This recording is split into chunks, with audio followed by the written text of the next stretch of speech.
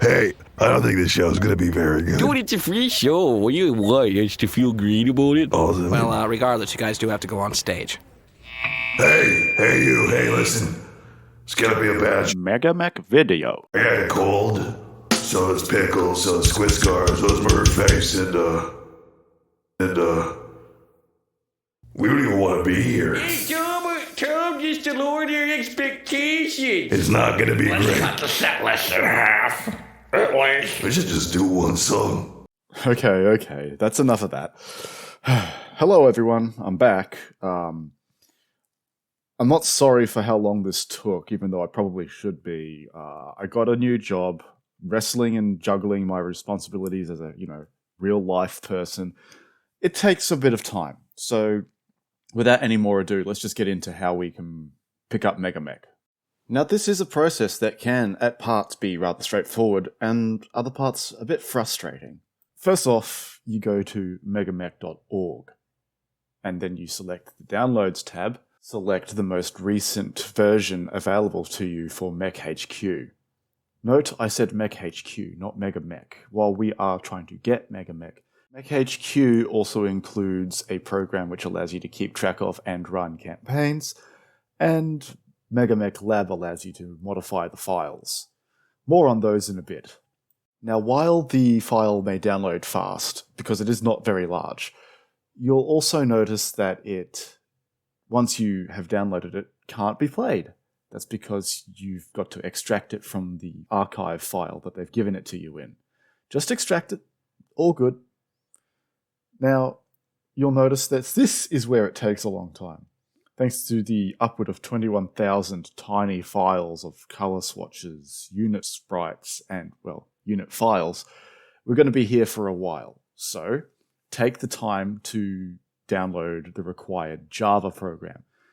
Now, they say you need to use Java 11, but this is actually false. Simply put, Java 11 for some reason is not free, and you have to search very hard to find it. I was frankly frustrated with my efforts of having to find Java 10 in previous versions of MechHQ, so you just go to textbot.com and download JDK. It is a very similar thing to Java. It allows you to do more dev stuff, but at the same time, it still functions as Java. Or at least it should. So while these are downloading and installing, time to adopt the Microsoft face. Alright, that's enough of that. Once it's done, you pretty much have three little icons in your new MegaMek folder. One of these icons is the MechHQ, one is MegaMek Lab, but we're talking about MegaMek, so just double-click on the MegaMek. Oh, look at that. It comes up with an option. What do these confusing buttons say? I mean, start game? Such arcane secrets. But no, seriously. Okay. Starting a new game will give you the opportunity to choose your name, choose the port you're playing over, and that's that. It'll compile the unit cache and load you in. From there, you can load a saved game that you've previously saved. You can start a preset scenario. These are a bit more tricky to set up, but they have a few started up for you. Just, have some fun. Get familiarized. Connecting to a game allows you to join a game that's already started. You can do this on the same PC with more than one instance as well. You double-click on MegaMek again, and once you've got your first game started, you connect to that game. Should have localhost up on the address by default. This allows you to hot seat it. Allows one person to do their move and then swap over to the other person to do theirs. It will automatically switch to the window of the active player as well. So that's a nice little trick. Unfortunately though, if you're trying to connect to a game that you have started or your friend in Australia has started, you will need to find a way to port forward. Reason being, Australia's ISPs do not allow port forwarding in our actual connections. So you'll need to get your substitute going if you're Australian and you want to host a game outside of your own household, your Wi-Fi network and such. Such as Radmin VPN. Now, most people think about Hamachi when they think of this, but Hamachi limits you to 5 people for your server unless you're willing to spend at least $50 to allow a pretty large amount of 32. Radman VPN takes up a little bit less, and it's free, and there's no real limit. Or at least there shouldn't be. So yes, download Radman VPN while you're at it. That being said, you can use the IP addresses given to you by your Wi-Fi router to connect to people in your own house relatively easily. All that aside, let's get into the actual game. You press the Start a Game button, and once it takes its sweet time to get you loaded, well, if you're using a PC like mine, you see this interface. First thing you might be wondering is, well, where are the units? Well, that's simple. You press the Add a Combat Unit button at the top left. Well, not the very top, but you see the box saying Unit Setup. It's the top in that. Within there, it will allow you to select your units of choice. The first button is what unit type you want, and this will let you use anything from infantry to battle mechs and vehicles to space stations and warships. Don't worry, it's all there. Myself, I have no idea how to use the space battles yet. I haven't tried, so I can't be an expert on that. But for the ground game, everything is actually available. Worthy of note, though, is that the only distinction it's making in the types is unofficial or official. Don't bother with separating them with experimental or advanced or total war or introductory. Well, introductory is different, but it's all filed under total war. You'll see experimental, advanced, standard rule set mechs all lumped together in the IS or Clan Total War box sets. The only difference is that the introductory has nothing other than single heatsinks and basic items. So once you've selected the thing you want to use, you press either select or select and close at the bottom. If you're satisfied with this selection being all you want, you select and close. But if you select, you get to keep choosing more. Once you've closed it, either by selecting or just pressing close, the units you've selected have come up. Now from here you can choose to create a random army, which will choose the number of units you want from the tech you want, within the battle value you want, within the years you want. You can do an advanced search for what they've got. Whereas with the rats in the rat generators, and have a pre-selected force made for you based on who has which units available in the random selection table. You can build a formation based on the unit rolls instead, if you wish, or you can have a force generator based on the master unit list. These things all have their limitations and stipulations, and it's up to you to choose the limitations you give, because, well, you're the one choosing to do it this way. Personally, I don't really mess around with the random army generator. I know what I want. In any given scenario, I typically know what I'm looking for. But, sometimes you might want to roll the dice. Sometimes you might not really know what you want. It's up to you. Other than that, you can save the units that you've got as your unit list. You can load a previously made unit list, and you can change the names given to your pilots by default. Beneath this is the player setup option, and at the bottom left you can actually see the list of the players, complete with their camo color swatch, their battle value, where they're starting, what team they're on. But all the buttons here, well, the team button should be self-explanatory. The Configure Player button allows you to decide the nature of your deployment. You can choose to be deploying from the corners, from the edges, from any edge, the center, or anywhere. You can choose how far from the point you're deploying from you're allowed to start from, how wide the deployment zone is. This is best for basically allowing you to deploy your units where they'd actually be able to deploy according to the tabletop rules. Or you can just let it be the 3 hexes by default. You can modify your base initiative for any kind of modifier that your command structure or offboard units would do. You can give yourself minefield access, and you can change your pilot skill rolls when you make units.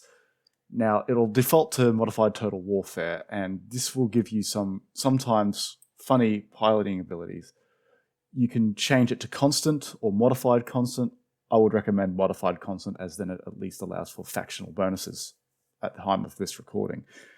And you can choose your pilot types, which will allow you to choose between Inner Sphere, Clan, Mani Domini, or Society, which will modify the default skills of the unit types you have depending on the type, such as Clan vehicles having less ability than the Inner Sphere, but their mechs, infantry, battle armor, and aerospace being better.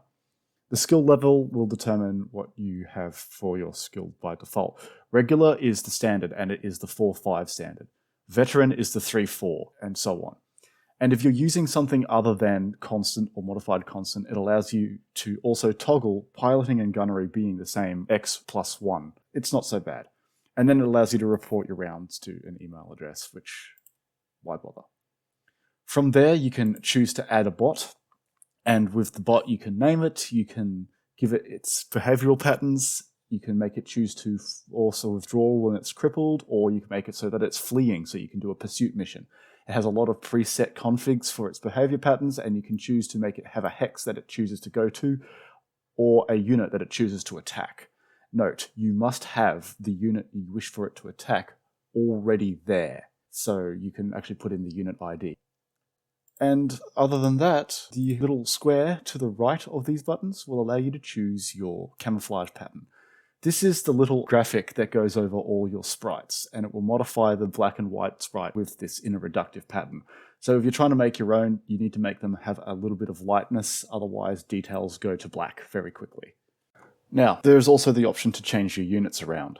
You simply do so by double-clicking on the unit you wish to modify, and it will come up with your pilot's name, their nickname, their stats. You can change the equipment around for the ammo types. You can change when they're deploying. If you're using quirks, you can choose the quirks. If you're using partial repairs, you can choose those. If you have pilot skills available, it lets you choose from them. It doesn't tell you the points value of your pilot abilities. You're just going to have to remember those from campaign ops, or just play how you want. The final button in this screen is Game Options, which when you bring it up will have a whole lot of new things to drink from, the fire hose of variety. The first tab, Basic Options, basically allows you to run the game smoothly or not. It has some things that are available in the base Battletech manual, but other than that, nothing spectacular. The victory conditions will allow you to set who wins by what metric. Allowed units and equipment will that determines what you actually have available to you. The advanced rules and advanced combat tend to have a lot from TAC Ops, but some from Strat Ops as well, and there's actually a dearth of unofficial rule sets that they've just added for the sake of it. Advanced ground movements as well does the same thing. Advanced aerospace rules does the Strat Ops majority. Initiative rules, these are just little house rule options that you can take. None of them are actually officially endorsed. RPG related allows you to do things with your pilots, such as give them abilities, give them edge, have Mono-Domini implants, have your auto-eject be conditional, etc. And then for something particular, you can do search. And there you go. Also of note is the fact that once you've put your bot down, when you select Add a Combat Unit button, you can choose the player next to the Close button that the unit you select goes to. So you can actually create the entire battlefield if you're just playing against the bots. You can give units to your opponents too if you wish, but it's up to them to keep it. You can delete a unit simply by selecting it and pressing delete on your keyboard. Done. But all this is just all dropping into a mystery map. Do you really want to do that? Do you want to be left to the vagaries of a single 16x17 randomly generated map when you've got 2 companies each? I don't think so. And that's where the Select Map tab comes in, above all these buttons. Now, by default, it will most likely have a randomly generated map at a 16x17 map size. You can choose anywhere from 8x8 to 200x200 on the default map listings. I wouldn't recommend you try those at first. They can get awfully cluttered and crowded. But whichever size you choose, you can allow for the number of hex boards you're using on the x-axis and y-axis with the width and the height. From there, you can simply drag and select the maps by dragging them onto the board you wish them to be on. If you want it to be upside down, you right-click on the map sheet and you select it to be rotated on the board you choose. It's rather simple, really. You can change the generated map settings for the random generated maps to be more akin to your choices. You can then just select a random generated map in amongst the standard maps by dragging the generated top left option to every single one of them. And that's that. Team Overview doesn't really do that much. It simply shows you who's got what. So at any tab you can press I'm done and you're ready. Once any changes have been done, it'll automatically unselect this option. Once every player has selected this, well, we're off to play the game. And bam! After a small initial loading time, you'll have your window pop up with the teams, the weather conditions, the battle values, and the initiative roles. All you have to do is quit that window. You'll also show which players are available. Just quit that window too. And now you should see this. From here, if it's your turn to deploy, you'll be prompted to, well, select one of your units from the little list in the right-hand side, and you use the standard WASD keys to scroll around. Using your mouse wheel to scroll up and down will simply zoom you in and out. So once you go to your deployment zone, you should have one unit selected at least by default, and you select one of the yellow marked hexes, and there you go. Now, he's just going to be sitting there. With all these other buttons, you can have a little bit more control. The next unit button will cycle to the next unit in your list that you can possibly deploy and allow you to deploy it instead. Turn, when you select that button with a unit already deployed, you then select a hex and they will turn to face that hex the fastest possible way they can. Note, if you do pick a hex directly between two of its facings, its rotation may not be the best way you wanted it to be. So it's best just for the sake of turning to pick an adjacent hex. Load and unload are fairly simple to explain. Your MegaMek or whatever will load a squad of infantry or battle armor onto it. You will be prompted which one if you're using any. Otherwise, it will not be available. Unload will be to drop them off. Remove the unit? Well, this one gets rid of it from the battle entirely. You'll be prompted if you want to do this stupid rat creature move, just in case it's a mistake. Assault drop allows you to deploy via, well, assault dropping. This is for scenario changes and effects to do with the actual way they deploy. You'll be prompted to do piloting checks, etc. It will not give you a Warhammer-style deep strike option allowing you to move closer. You still have the same deployment zone. If you wish them to do this, you should stipulate that in their deployment. You can easily toggle between assault drop and standard deploy just by pressing the button over and over. Then dock allows unit types to go into other unit types that they can be a part of. Once you're satisfied with your position, you simply press deploy. And here comes the next set of information between the phases of the round. At a glance, it'll be pretty much the same because, well, it's the same. At least on the first round. With the deployment done, it switches to the first turn's initiative phase, which doesn't really change anything for you in any turn unless a player leaves. So just quit the windows and press done and we're back to the game. Oh look, it's the movement phase. Now at a glance, you may not have your MegaMek client look the same as mine. I have the following options set on my view tab. You might want to do the same because they are rather helpful sets of information, and if you're just now learning how to play the game, this information can become invaluable in letting you learn how to actually play the tabletop game. The tooltip won't be present on the table, but don't underestimate the value of one when you are still learning. Now you will see the little swatch of coloured hexes in the battlefield. The different colours represent different movement speeds. Cyan represents walking, yellow and orange represent running, and magenta represents sprinting. Now select the space you wish for them to move to. As you'll see, the hexes light up and number up. The darkened hexes with the little stripes going through them are hexes you cannot see through your line of sight blockages. The numbers represent how many movement points you've spent to get to the hex in question. Again, cyan means walking, yellow means running, orange means mask and or supercharger, and magenta means sprinting. Beneath the number of MP you have spent, you will see smaller numbers. This is the TMM you generate for the movement you've done and any checks you might need to make. In this case, a supercharger avoids exploding on a 3+. Now, I don't actually want to move into a sprinting space. As you can see, the Penthesalia that I'm fighting is well within line of sight and range of fire. I might want to activate my supercharger though. So if I press the 8 hex, you'll see it counts as 15 as well as the previous movement.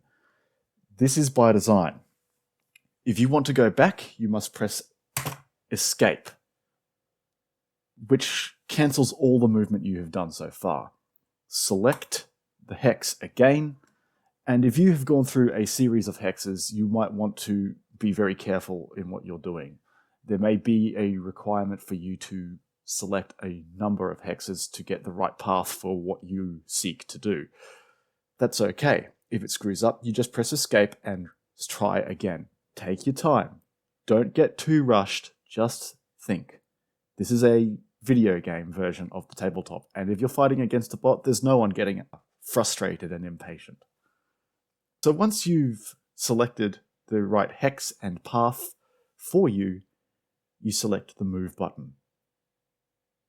Speaking of which, Jesus Christ, there's a lot of buttons. I will explain some of the buttons here right now. Walk and jump are, as you can expect, using your walk and jumping MP. When you select one, you will use that for the turn. If you select the other, it won't remove all your walking or jumping that you've done so far, and it will cause problematic movement solutions. As such, you need to press escape to cancel your movement.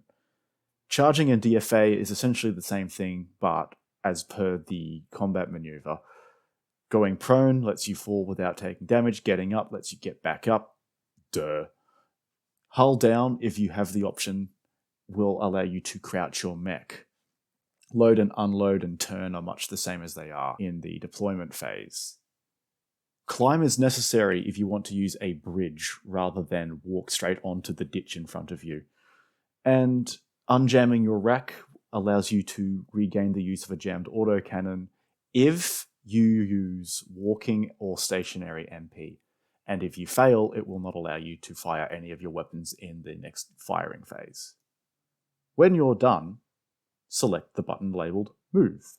Now it's time for another intra-phase report, and when you're done, you press Done. Note, you don't actually need to quit all the text boxes if you can just press the Done button.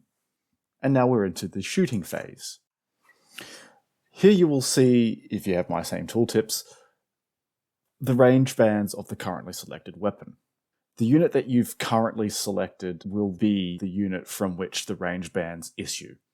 Again, selecting your units on the right-hand corner will allow you to cycle through, or you could just select the next unit button. You don't need to worry too much about selecting which one of your units. All you do is click your target, and then the range brackets and the 2-hit numbers will start calculating for you.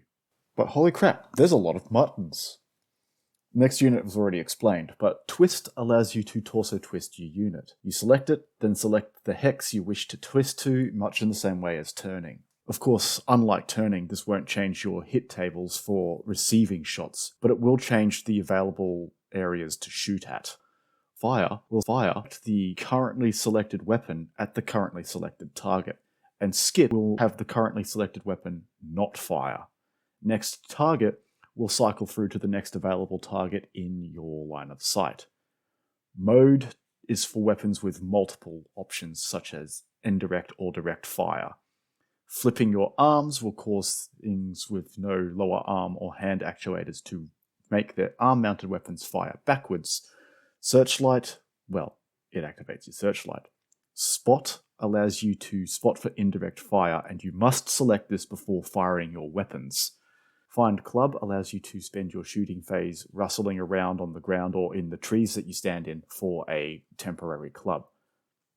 Strafe is for aerospace fighters who wish to use their energy weapons for the 5 hexes in a row. Clear turret, not really sure. unjam your weapon, activate SPA, you'll see. When you have fired everything you wish to fire at everything you wish to fire it at, you press the fire button. Note, if you fire everything, you will automatically switch to your next available unit. After you've fired with all of your units to your satisfaction, it'll come again to the round report. And this time we'll show you the units that have fired, what weapons they've fired, at whom, and what has hit and where. Eventually, at the bottom, it will start describing which units might need to make piloting skill rolls for the damage they've taken. And during the damage reports, it will say everything to do with the hit. Critical hits it's caused, heat that it's generated for the target, what have you.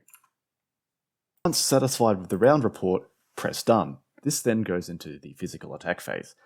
In much the same way as with the shooting phase, you select your target, and then you select which kind of attack you wish to make against them, if you can.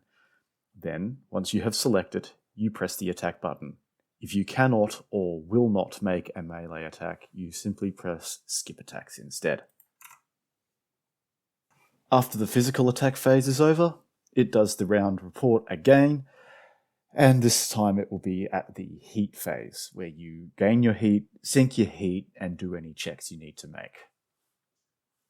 Much the same as with the other phases, select Done when satisfied. It now goes into the initiative phase for round 2. And so you repeat this process forever until something finally gives, whether it be all of the enemies are dead, your objectives are completed, or you or your opponent give up. And that's pretty much how Battletech works on MegaMek. Everything else you can learn through playing the game. But let's see how the rest of this fight plays out. Drop it.